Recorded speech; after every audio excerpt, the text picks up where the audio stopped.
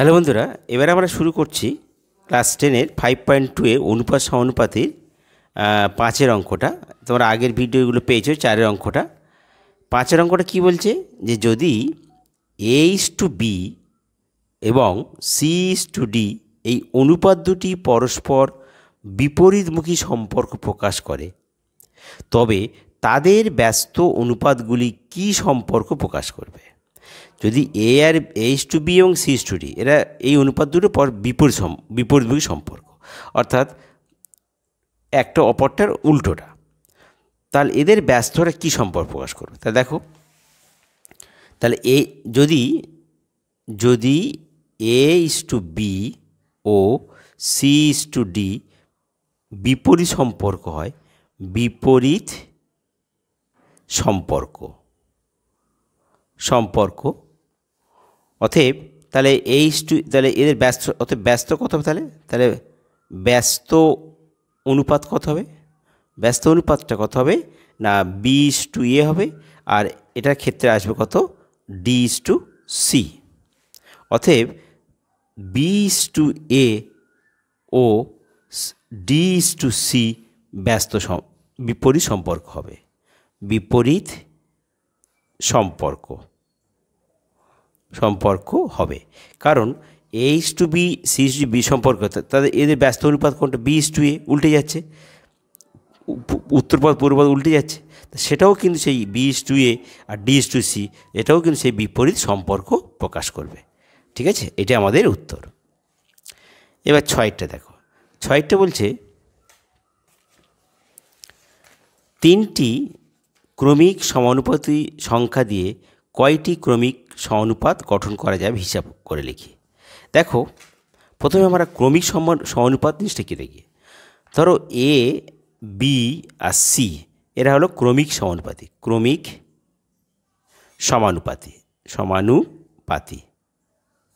তাহলে ক্রমিক মানে কি পরপর, মানে এরপরে বির পর C পরপর। তাহলে আমরা লিখতে পারি অর্থাৎ A:B সমান B:C, বা A/B সমান B/C, বা তাহলে গুণ করে দিচ্ছি B² = AC। অর্থাৎ মধ্যপদের বর্গ দুই প্রান্তীয় পদের গুণফলের সমান।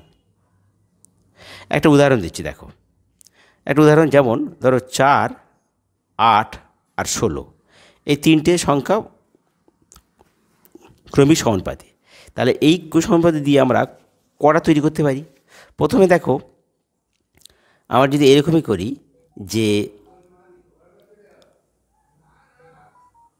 4:8 সমান 8:16, তাহলে বা 4/8 সমান 8/16।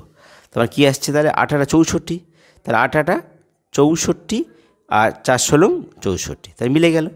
তার ক্ষেত্রে কিন্তু এইটা যদি হয়, এটা উল্টে দাও, 8:4 আর 16:8,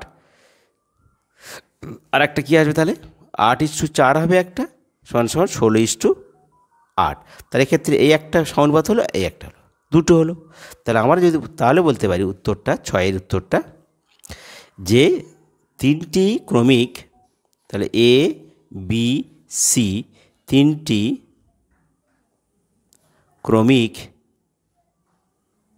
ক্রমিক সমানুপাতি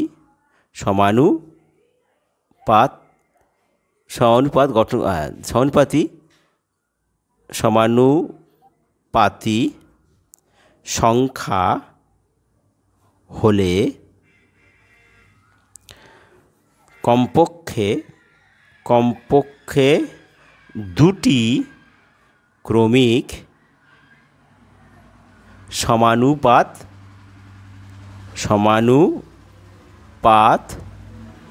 গঠন করা যাবে। তো সরাসরি লিখতে পারো। এবার উদাহরণ যদি বুঝতে না পারো, তাহলে তোমরা এই উদাহরণগুলো দেখে নেবে। ঠিক আছে, যে দুটো, এর বেশি কিন্তু আর করা যাবে না।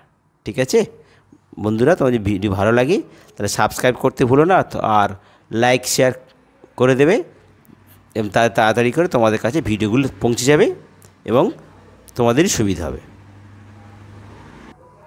এবার দেখো 7এরটা বলছে 5টি ক্রমিক সমানুপাতি সংখ্যার প্রথমটি 2, দ্বিতীয়টি 6 হলে পঞ্চমটি নির্ণয় করো। মানে পঞ্চমটা আমাকে নির্ণয় করতে হবে।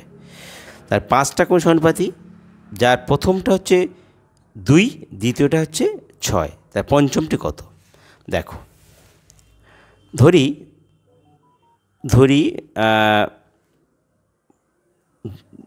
ক্রমিক সমানুপাতিটি, ধরি 5টি ক্রমিক সমানুপাতি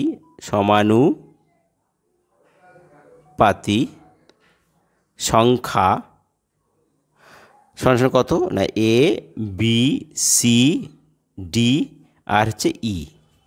তাহলে কী লিখতে পারি? অতএব A by B, B by C, C by D সমান D বাই E। তো এদের মধ্যে দেখো, এদের মধ্যে A বলে দিচ্ছে কত, প্রথম হচ্ছে কত 2 আর দ্বিতীয় হচ্ছে B ইকুয়াল কত 6। তাহলে A হচ্ছে 2, B হচ্ছে 6। তাহলে অতএব দেখো, তাহলে A বাই B সমান B বাই C। তাহলে এখান থেকে এর মান কত 2 আর বির মান কত 6 সমান 6 বাই C। তাহলে কী দাঁড়াচ্ছে? 2C সমান 6 ইন্টু 6। অতএব C কত হচ্ছে? তাহলে 6 ইন্টু 6 আর নিচে 2, 3 দুগুণে 6, তা 3 ছক 18। তাহলে সির মান পেয়ে গেলাম। আবার দেখো, আবার B বাই C সমান C বাই D। তাহলে তাহলে বির মান কত আমরা জানি? বির মান জানি আমরা 6, সির মান কত এক্ষুনি পেলাম 18 বাই এবার D। তাই দেখো 6 into D is equal two 18 into 18। অতএব D কত হচ্ছে 18 ইন্টু 18 আর নিচে আসছে 6, 3 ছক 18, 3 3 18 54। তাহলে আমরা D পেলাম 54। এবার আমাদের দরকার হচ্ছে আমাদের কোনটা না পঞ্চমটা। আবার আমরা কি জানি না C বাই D সমান D বাই E। তা C বাই D, তাহলে এখানে সির মান কত? সির মান আমরা পেয়ে গেছি কত 18, ডির মান 54 is equal to 54 by E। তাহলে এখানে 18 into E is equal to 54 into 54। এটা হচ্ছে আমাদের E। আচ্ছা, তাহলে E কত হচ্ছে? তাহলে 54 ইন্টু 54 আর নিচে হচ্ছে 18 দিয়ে কাটো, 3 18 54, 3 দিয়ে গুণ করো, 3 4 12 আর 3 5 15, 1 16 6 162। অতএব E ইজ ইকুয়াল টু কত? পঞ্চম 162। অতএব পঞ্চমটি হলো, অতএব পঞ্চমটি সমান 162। এটা আমাদের উত্তর। ঠিক আছে বন্ধুরা, যদি ভিডিও ভালো লাগে সাবস্ক্রাইব করতে ভুলো না, আর সমস্যা হলে তোমরা কমেন্ট বক্সে লিখে জানিয়ে দিও। ঠিক আছে, এবার দেখো 8এরটা 6 15 20 43-এর প্রত্যেকটির সঙ্গে কত যোগ করলে যোগফল একটা সমানুপাতি হবে হিসাব করে। এর সঙ্গে কত যোগ করলে, তাহলে আমি ধরলাম x যোগ করলে 6 8 6 15 20 43, 6 15 20 আর 43। ধরি প্রতিটির সঙ্গে x যোগ করতে হবে। তাহলে কি দেখো,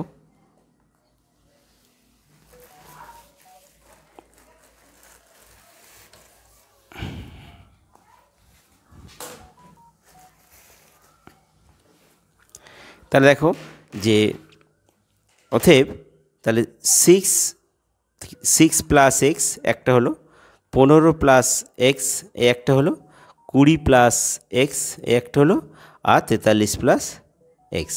এবার এইগুলো সমানুপাতি। অতএব তাহলে কী আসবে, তাহলে 6 plus X is to 15 plus X সমান সমান 20 plus X is to 43 plus X. আচ্ছা,